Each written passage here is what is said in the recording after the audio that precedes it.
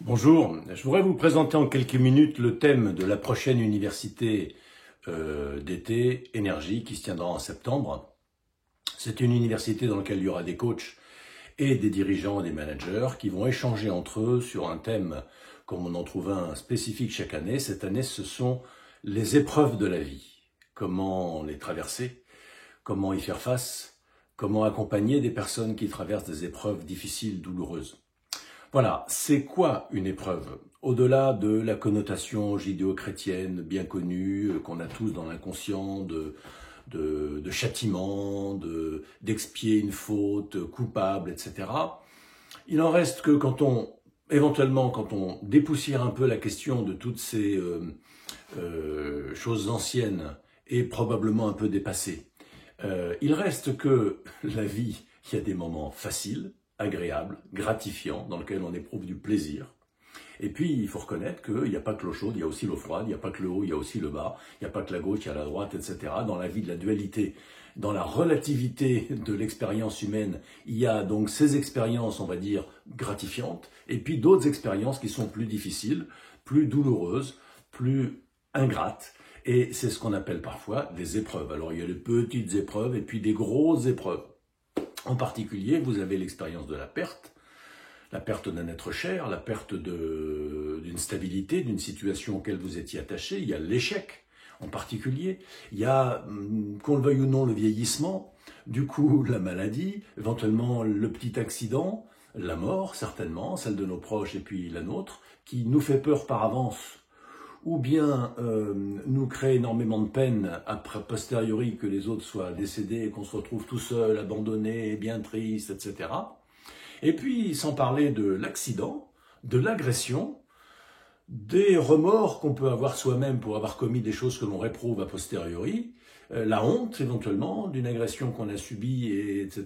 dans notre enfance ou un peu plus tard dans notre vie, la culpabilité, tout ça, ce sont des choses difficiles à vivre. Et nous en sommes pétris.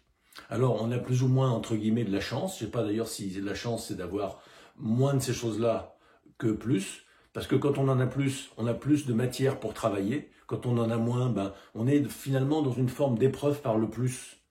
Parce qu'il y a l'épreuve par le moins quand c'est difficile, et puis il y a l'épreuve par le plus quand tout est facile. Et dans les deux cas, quand c'est difficile, on peut se rétracter et se refermer. Dans l'autre cas, on peut s'endormir, et finalement, c'est comme si on était enfermé. Alors l'épreuve, quoi qu'il en soit, il faut vivre avec. Il faut faire avec. Il faut la traverser. Essayer de la contourner en étant un peu malin, ça sert à rien du tout. C'est pas comme ça qu'on réussit, entre guillemets, une vie, s'il y a quelque chose à réussir dans la vie. Ce qui est à réussir, c'est d'entrer en état d'écoute, en état d'exploration, en état d'oser vivre et de s'ouvrir pour explorer et pour découvrir. Eh bien, cela, c'est entravé, c'est empêché par toutes sortes de contractions, de déni, de refus qu'on a accumulés inconsciemment dans le corps, dans l'âme, disons le mot, et puis dans notre mental avec des pensées que nous avons engrammées sans nous en rendre compte, qui constituent un cadre de référence restrictif, qui permet ou qui cause le fait qu'on s'identifie à tort pour ce que nous ne sommes pas, c'est-à-dire un petit personnage limité et en danger, qui doit marcher sur la tête des autres pour obtenir ce dont il aurait besoin.